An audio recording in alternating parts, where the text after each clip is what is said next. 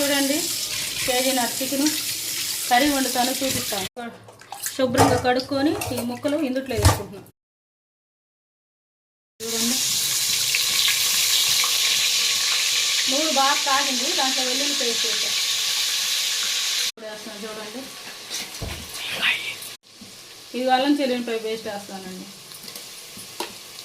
2 స్పూన్లు చికెన్ మసాలా వేస్తున్నాను చూడండి,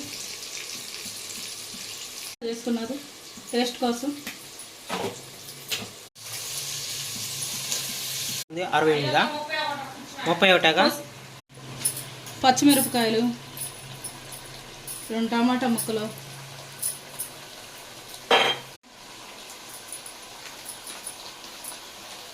జీలకర్ర పొడి,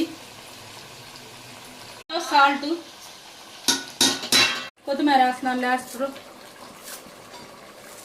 ఇది చికెన్ కర్రీ అయిపోయింది చూడండి ఎంత కమ్మగా ఉందో.